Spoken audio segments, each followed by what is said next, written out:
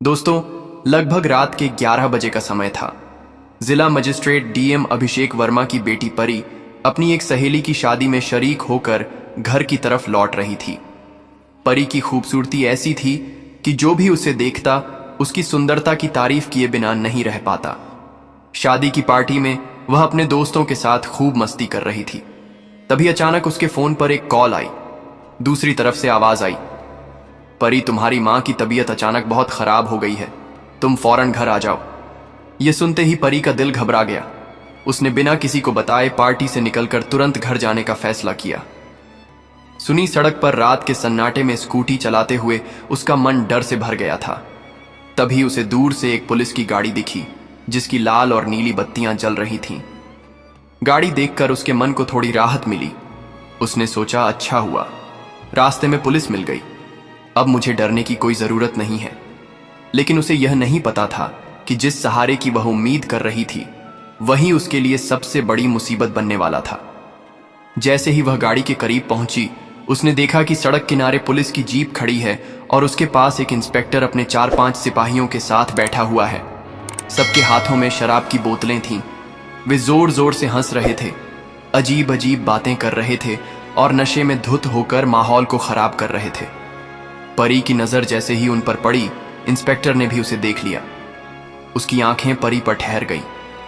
उसने हवलदार से हंसते हुए कहा, अरे देखो तो कैसी खूबसूरत परी चली आ रही है, आज तो मजे ही मजे हैं। यह तो जैसे स्वर्ग से उतरी हुई है, इसे ऐसे ही कैसे जाने दें। इतना कहते ही इंस्पेक्टर और उसके सिपाही परी के रास्ते में आ खड़े हुए। जैसे ही इंस्पेक्टर उसके पास आया, उसने नशे में लड़खड़ाते हुए परी का हाथ पकड़ लिया। उसकी आंखों में एक गंदी चमक थी। वह हंसते हुए बोला, अरे यह तो सच में स्वर्ग से उतरी हुई परी है। इतनी खूबसूरत लड़की रात के अंधेरे में कहां चली जा रही है। अरे हम पर भी कभी ध्यान दो, हम तुम्हारी अदाओं के दीवाने हो चुके हैं। अब तो बर्दाश्त नहीं होता। मेरी जान। इंस्पेक्टर के इस गंदे स्पर्श से परी सहर उठी।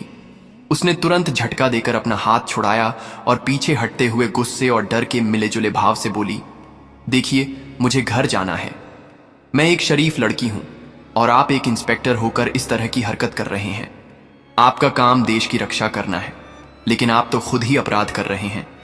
आप लोग कानून के रखवाले नहीं बल्कि कानून के दुश्मन लग रहे हैं। मुझे रास्ता दीजिए, मुझे अपनी मां के पास जाना है, उनकी तबीयत खराब है। यह कहकर परी एक तरफ से निकलने की कोशिश करती है, लेकिन इंस्पेक्टर ने फिर से उसका हाथ कसकर पकड़ लिया और जोर से अपनी तरफ खींच लिया। अब परी का दिल तेजी से धड़क रहा था। उसका डर और बढ़ गया। उसकी आंखों में आंसू झलक आए। उसने कांपती हुई आवाज में कहा, प्लीज सर, मुझे छोड़ दीजिए, मुझे घर जाना है। मेरी मां की हालत बहुत खराब है, मुझे अभी उनके पास जाना है। आप लोग ऐसा क्यों कर रहे हैं? आप तो मुझे बचाने के लिए हैं, फिर क्यों मुझे डराते हैं? प्लीज मुझे जाने दीजिए। लेकिन इंस्पेक्टर उसकी विनती सुनने के मूड में नहीं था। उसकी नजरें और भी खराब इरादों से भरी हुई थीं। वह परी की आंखों में देखकर और भी बेशर्मी से बोला, अगर तुम हमें छोड़कर चली गई तो मैं जी नहीं पाऊंगा। तुम्हारी खूबसूरती ने मुझे पागल कर दिया है। बस एक बार मुझे खुश कर दो, फिर चली जाना, बस एक बार। इतना सुनते ही पास खड़ा एक हवलदार बीच में बोला, सर, ये लड़की इतनी नखरे क्यों दिखा रही है? इसे समझाओ। सर, जो कह रहे हैं वही करो। और सुनो लड़की, तुम क्या समझती हो, ऐसे ही यहां से चली जाओगी? नहीं, जब तक हम खुश नहीं होते तुम कहीं नहीं जा सकती, समझी? इन गंदी बातों को सुनकर परी का दिल जोर जोर से धड़कने लगा। उसका पूरा शरीर डर से कांप रहा था। अब उसे साफ समझ आ गया था कि यह लोग उसे ऐसे ही नहीं छोड़ने वाले। उसके भीतर घबराहट और गुस्से का तूफान उमड़ पड़ा। उसने मन ही मन तय कर लिया कि अब उसे इन्हें सच बताकर डराना होगा। हिम्मत जुटाते हुए उसने ऊंची आवाज में कहा, बस बहुत हुआ। आप लोग बहुत बड़ी गलती कर रहे हैं। आप लोग कानून तोड़ रहे हैं, अपराध कर रहे हैं। मुझे जानते नहीं हैं आप लोग। मैं इस जिले के डीएम अभिषेक वर्मा की बेटी परी हूं। अगर मेरे पापा को आपकी इस हरकत के बारे में पता चला तो आप सबकी खैर नहीं, इसलिए मुझे तुरंत जाने दो, वरना बाद में बहुत पछताओगे। उसकी आवाज गुस्से से भरी हुई थी, लेकिन अंदर से वह अभी भी बहुत डरी हुई थी। इंस्पेक्टर उसकी बात सुनकर जोर जोर से हंसने लगा। ओहो, तो तू डीएम की बेटी है, उसने नशे में डगमगाते हुए कहा। लेकिन तुझे देखकर तो बिल्कुल नहीं लगता। डीएम की बेटियां ऐसे कपड़े पहनती हैं क्या? वो तो मॉडर्न ड्रेस में घूमती हैं और तू सलवार सूट पहनकर गांव की लड़की लग रही है। मुझे बेवकूफ मत बना, झूठ बोलना बंद कर। डीएम की बेटी होती तो तेरे तेवर अलग ही होते। अब बहाने छोड़ और वही कर जो मैं कह रहा हूं। इतना कहकर इंस्पेक्टर ने फिर से उसका हाथ कसकर पकड़ लिया। परी अब अच्छी तरह समझ चुकी थी कि इन पुलिस वालों को समझाना उसके बस की बात नहीं है। वे सब नशे में धुत थे और उनकी नीयत बेहद खराब थी। उसके मन में डर बैठ चुका था कि कहीं ये लोग जबरदस्ती उस पर गलत हरकत ना कर दें। अचानक उसने हिम्मत जुटाई और इंस्पेक्टर का हाथ कसकर पकड़कर जोर से दांत से काट लिया। इंस्पेक्टर दर्द से चीख उठा। परी ने मौका पाकर अपना हाथ छुड़ाया और पूरी ताकत से दौड़ पड़ी। सुनी सड़क पर उसकी सांसें तेज तेज चल रही थीं। वह जान बचाकर भाग रही थी, मगर पीछे से इंस्पेक्टर गरजती आवाज में चिल्लाया, क्या देख रहे हो बे? पकड़ो उसे, भागने ना पाए। इतना सुनते ही सारे हवलदार लड़खड़ाते कदमों से उसके पीछे दौड़ पड़े। नशे में होने की वजह से वे तेज नहीं भाग पा रहे थे, मगर उनमें से एक जवान था जिसने दौड़ते दौड़ते परी को पकड़ लिया और जबरदस्ती उसे खींचकर इंस्पेक्टर के सामने ला खड़ा किया। इंस्पेक्टर बुरी तरह गुस्से से तमतमा उठा। उसने परी को देखते ही जोरदार थप्पड़ जड़ दिया। परी का चेहरा एक तरफ झुक गया, आंखों में आंसू भर आए। इंस्पेक्टर गरजते हुए बोला, तेरी इतनी हिम्मत कि हमसे बचकर भागेगी तू? बहुत नखरे कर लिए तूने, अब तो तेरा बचना नामुमकिन है। मेरी बात मान ले वरना आज जिंदा घर नहीं जा पाएगी, समझी? परी की आंखों में अब डर साफ दिख रहा था। वह कांपते हुए बोली, देखो आप लोग बहुत बड़ी गलती कर रहे हो। आपको लगता है मेरे पापा डीएम नहीं है तो थोड़ी देर रुक जाओ। मेरे पापा मुझे लेने जरूर आएंगे और जब वह आ गए ना तब देखना आप लोग कैसे बचोगे। उसकी आवाज में डर भी था और गुस्सा भी। इतना कहकर परी ने अचानक जोर लगाकर फिर से हाथ छुड़ाया और भागने लगी। इस बार वह पहले से भी तेज दौड़ रही थी। इंस्पेक्टर और उसके हवलदार उसके पीछे भागते रहे। कुछ ही दूरी पर जाकर इंस्पेक्टर ने उसे फिर पकड़ लिया। उसने परी का हाथ कसकर दबा दिया और एक और थप्पड़ जड़ दिया। भागने की कोशिश मत कर, जितना भी चाहे दौड़ ले, अब तू मेरे हाथ से बच नहीं सकती, समझी? इंस्पेक्टर की यह बात पूरी ही हुई थी कि सामने से अचानक एक गाड़ी की तेज रोशनी दिखाई दी। गाड़ी की आवाज सुनकर परी का दिल जोर से धड़क उठा। उसने उम्मीद भरी आवाज में चिल्लाकर कहा, अब आप लोग कैसे बचोगे? देख लेना, मेरे पापा आ गए हैं, अब तुम सबकी खैर नहीं। गाड़ी जोरदार ब्रेक के साथ सामने रुकी। दरवाजा खुला और बाहर उतरे जिले के सबसे बड़े अधिकारी डीएम अभिषेक वर्मा। उनका चेहरा गुस्से से लाल था। उन्होंने उतरते ही इंस्पेक्टर को घूरते हुए गरज कर कहा, इंस्पेक्टर, मेरी बेटी को तुरंत छोड़ो। इंस्पेक्टर पहली बार डीएम से आमने सामने हो रहा था। उसे यकीन ही नहीं हो रहा था कि यह सच में डीएम है, मगर उसके साथ खड़े हवलदार के चेहरे का रंग उड़ चुका था। वह तुरंत इंस्पेक्टर के कान में फुसफुसाया, सर, यह सच में डीएम साहब हैं। आप जल्दी लड़की को छोड़ दीजिए वरना हम सबकी खैर नहीं। इंस्पेक्टर सकपका गया, फिर भी नशे में अकड़पन दिखाते हुए बोला, तू कौन होता है बे? तुझे अंदर कर दूंगा। ये लड़की कहीं नहीं जाएगी, ये यहीं रहेगी मेरे साथ। डीएम का गुस्सा अब चरम पर था। उन्होंने तमतमा कर कहा, तू खुद को इंस्पेक्टर कहता है या दरिंदा? तू सड़क पर लड़कियों को छेड़ रहा है और ऊपर से मेरी बेटी पर हाथ डाल रहा है। अब तेरी वर्दी भी नहीं बचेगी और तू भी नहीं। कल ही तेरी जगह जेल होगी और वहीं सड़ेगा तू। इतना सुनते ही इंस्पेक्टर के पैरों तले जमीन खिसक गई। उसने डरते डरते परी का हाथ छोड़ दिया और डीएम के सामने हाथ जोड़कर गिड़गिड़ाने लगा, सर, मुझे माफ कर दीजिए। मुझे नहीं पता था कि यह आपकी बेटी है। मैंने सोचा ये कोई आम लड़की है, गांव की होगी। मैंने कोई गलत काम नहीं किया सर, मैं बस मजाक कर रहा था। परी बीच में रोते हुए गुस्से से बोली, नहीं पापा, ये झूठ बोल रहा है। ये इंस्पेक्टर बहुत गिरा हुआ इंसान है।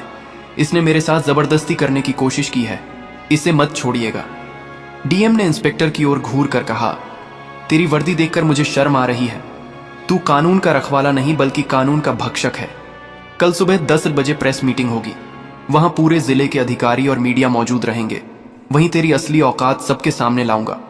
याद रख, अब तेरे लिए कोई बचने का रास्ता नहीं है। इतना कहकर डीएम अभिषेक वर्मा ने परी का हाथ थामा और उसे लेकर गाड़ी में बैठ गए। पीछे खड़े इंस्पेक्टर और उसके हवलदारों के होश उड़ चुके थे। सबकी हालत खराब थी। उन्हें साफ लग रहा था कि अब उनका करियर खत्म होने वाला है। सुबह होते ही जिले के सबसे बड़े प्रेस मीटिंग हॉल में बैठक बुलाई गई।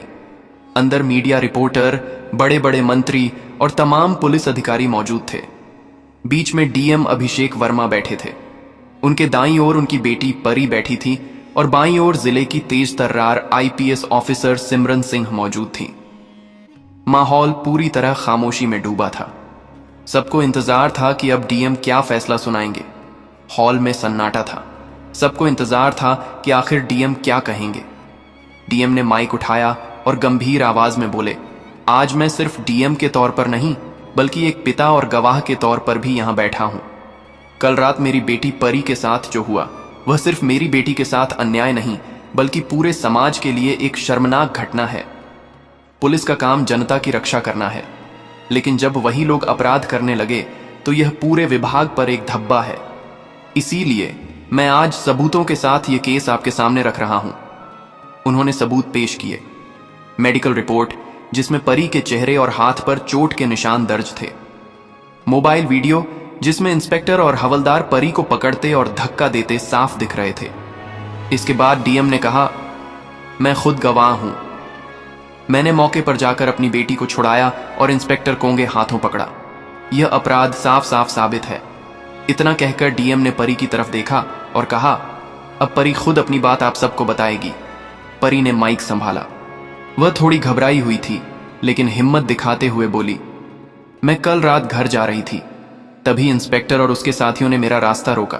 पहले उन्होंने बदतमीजी की, फिर मुझे जबरदस्ती पकड़ने लगे।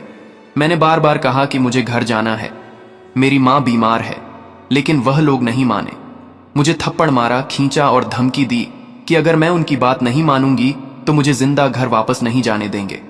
मैं बहुत डर गई थी।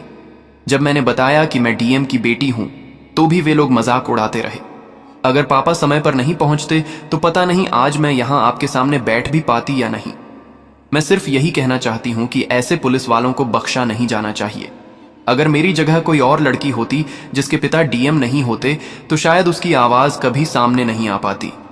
मैं चाहती हूं कि आज सभी लड़कियों के लिए न्याय हो। परी की बातें सुनकर हॉल में बैठे पत्रकार और लोग भावुक हो गए। मीडिया के कैमरे लगातार रिकॉर्ड कर रहे थे।